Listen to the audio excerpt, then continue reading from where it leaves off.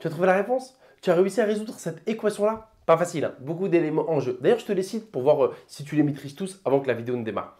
En fait, à un moment donné, je vais faire un changement de variable parce qu'on ne va pas pouvoir résoudre directement. Donc, je vais poser un grand X, comme j'ai fait dans plusieurs vidéos, pour en fait avoir une équation un peu plus simple.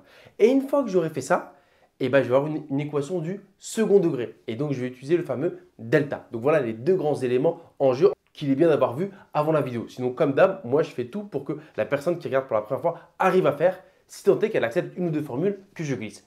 Et entre-temps, entre ces deux éléments fondamentaux, qu'est-ce qui se passe? Bah, c'est les réflexes. Tu vois. Quand tu vois ça, qu'est-ce que tu fais? Moi, on me l'a envoyé. On m'a envoyé cette équation-là et on m'a dit, tiens, est-ce que tu pourrais la faire? Donc, j'ai regardé et en fait, je vais te livrer un peu ce que j'ai fait.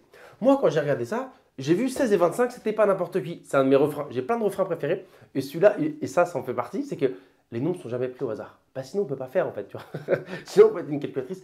16 et 25, bah, ce sont des carrés. 16, c'est le carré de 4. 25, c'est le carré de 5. C'est pas mal déjà. Et même 20, en fait, c'est 4 fois 5. Donc, tu vois, on sent que la piste, elle est pas mal. Et une fois que tu as vu une piste, il faut la creuser au max et voir jusqu'où elle te mène. Et quand tu creuses la piste, c'est là où tu mets des petits éléments de cours en plus pour voir la lumière au bout. Donc, on y va. J'ai dit quoi? 16, c'est 4 au carré. Donc, à la place de 16, je vais mettre 4 au carré. Et à la place de 25, je vais mettre 5 au carré. Et je vais même pousser. À la place de 20, je vais mettre 4 fois 5. Et donc, voilà ce que devient l'équation. Donc, une fois que j'ai fait ça, j'avoue que je n'étais pas super avancé. Mais comme je connais quelques propriétés, j'espère toi aussi, si tu regardes un peu la chaîne, je dis, tiens, appliquons les propriétés et voyons là où ça nous mène. Quelles sont ces propriétés? Ici, en fait, 4 au carré puissance x, en fait, il y a une propriété, elle ne te le dit pas comme ça, mais on peut inverser le 2 et le x. Pourquoi? Parce que regarde, 4 puissance 2 puissance x, en fait, c'est 4 puissance 2 fois x. Mais 2 fois x, c'est comme x fois 2. Donc, c'est pareil que dire 4 puissance x, le tout au carré. Ça revient au même. Donc, quelque part, celui qui a un peu dextérité, il sait que tac, on peut les inverser. Donc, moi, en fait, quand j'étais là, c'est ce que j'ai fait. Ici, j'ai inversé le 2 et le x pour voir là où ça me mène. Et là aussi, j'ai utilisé une propriété. Quand tu as un produit exposant n, en fait, tout le monde se prend la puissance. Tout le monde se prend l'exposant. A puissance n fois b puissance n. C'est exactement le cas ici. 4 fois 5 puissance x, tout le monde va se prendre la puissance x. Et même, je t'ai réécrit la propriété pour que tu vois bien où, quelque part, on peut inverser les exposants. Donc, c'est parti. Là et là, j'applique celle-ci. Et au milieu, celle-là. Et voilà ce que ça me donne. Et là, quelque part, tu pourrais me dire, ouais, on n'est pas super avancé. C'est pas faux. Et c'est peut-être maintenant où ce que je vais faire, peut-être tu vas le sentir comme forcé. Je vais te dire, il faut faire comme ça. Parce que jusque-là, je répète, on aurait pu le sentir.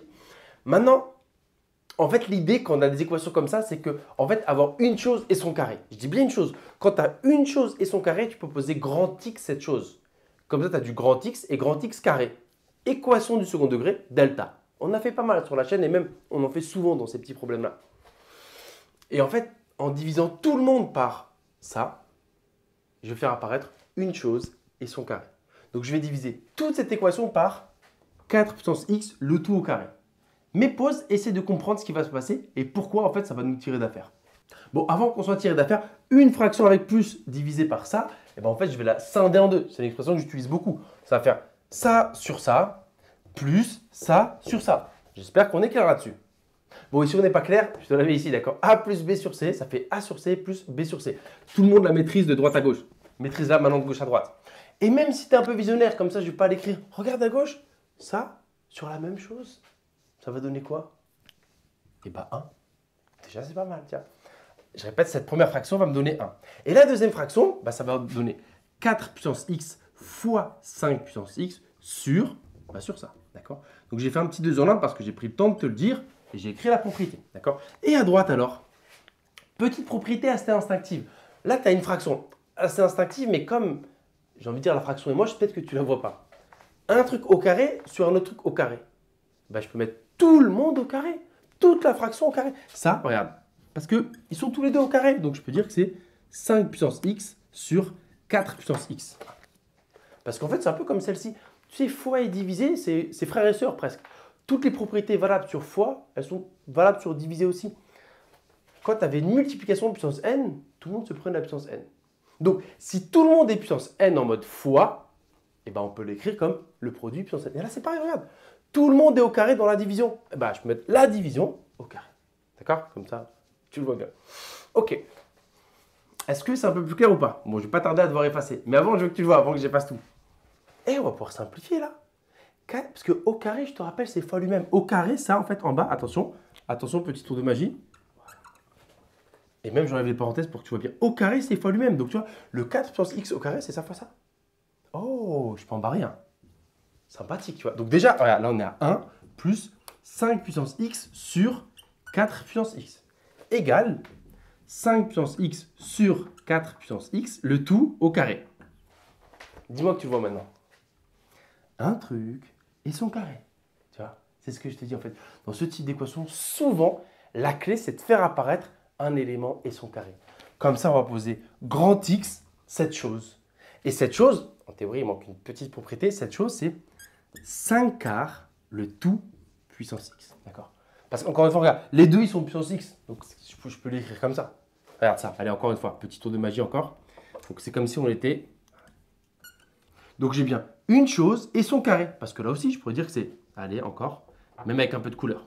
C'est 5 quarts puissance X, le tout au carré. Grand X au carré. Donc, est-ce que tu vois ce que va devenir notre équation?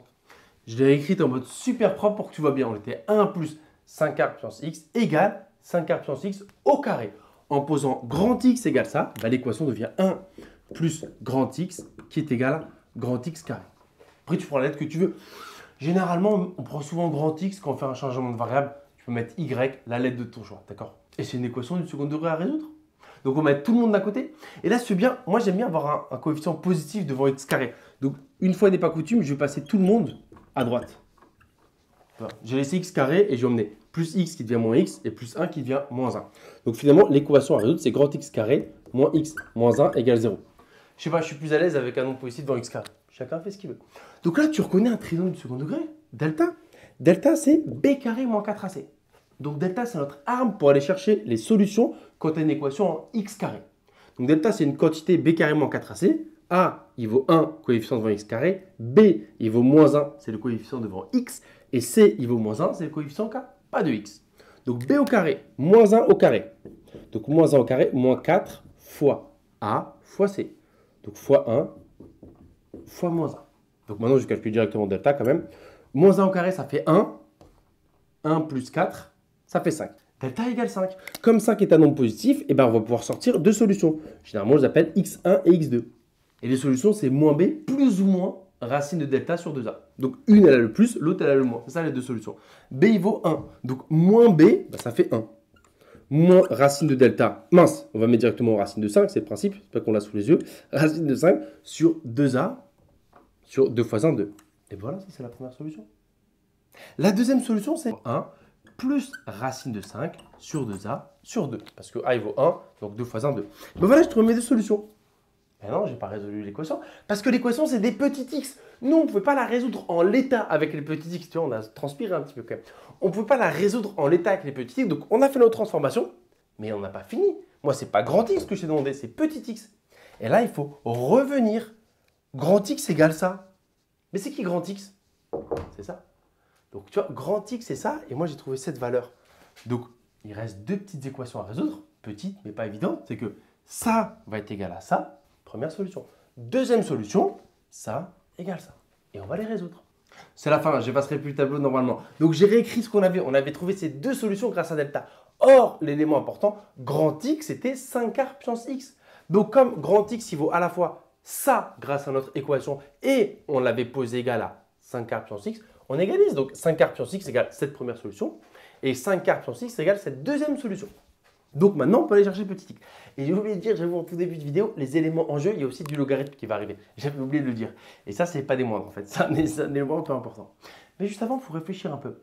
En fait, quand tu as des puissances, tu sais, pour être négatif avec des puissances, la seule condition pour espérer pouvoir être négatif, il faut que le nombre du bas, le nombre de base qui se prend la puissance, soit négatif. Sinon, c'est impossible. Peu importe l'exposant, tu ne peux pas rendre un nombre négatif si à la base il est plus. Ce n'est pas possible. Je répète, pour espérer être négatif, il faut que lui soit négatif. Or, il ne l'est pas. Mais à droite, 1 moins racine de 5 sur 2. Racine de 5, ça fait combien environ?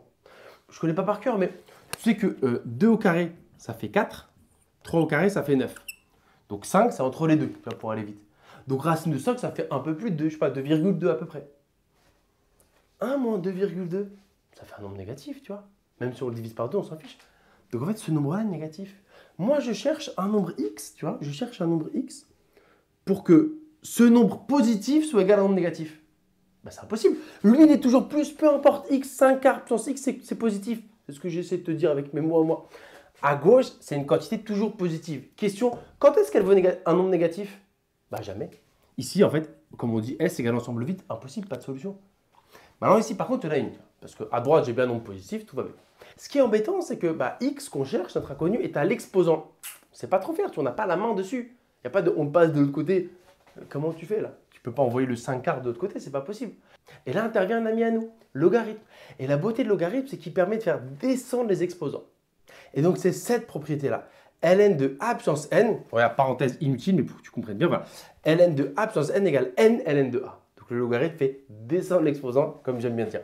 Donc, un truc qui est licite, c'est quand tu as une égalité, avec des nombres positifs, tu as le droit de composer par ln. Tu prends la fonction logarithme, comme si tu mettais au carré tout le monde. Sauf que là, ce n'est pas au carré, c'est prendre du ln. Pourquoi c'est cool? Parce que regarde, apparaît pile notre propriété, x descend. Ça fait x ln de 5 quarts égale ln de toute cette équipe-là. Racine de 5 sur 2, ok. Et là, ln de 5 quarts, c'est un nombre. À la calculatrice, ça nous sort un certain nombre. Juste comme à l'époque, on découvrait racine de 3. On n'aimait pas, mais c'est un nombre. Après, tu peux le gérer. Et là, c'est cool parce que x, il multiplie. Donc là, j'ai de nouveau la main sur x. Je peux avoir x égale. C'est moche, mais c'est faisable. Il suffit de prendre ln de 5 quarts, tac, et de l'envoyer diviser de l'autre côté parce qu'il multiplie. Donc même si on n'aime pas, ça y est, c'est des nombres connus, on a gagné. X égale quoi? X égale ln de 1 plus racine de 5 sur 2, le tout sur ln de 5 quarts. Et on s'arrête là, d'accord? Tout ça, toute cette fraction, il n'y a pas de propriété. On aurait pu un peu trafiquer ces petits ln, mais bon, c'est pas utile, tu vois. C'est assez moche et ça ne deviendra pas plus beau, d'accord? Donc on le laisse comme ça. Donc la morale, il y en a plusieurs, je ne sais même pas par où commencer. Mais ce qu'il faut retenir, la fin était sympathique en fait. C'est que parfois, il y a souvent en fait une solution qui ne marche pas quand on fait un changement de variable. C'est un truc qu'on aime beaucoup en tant que concepteur d'exercice ou prof de maths, tout ce que tu veux. On aime bien.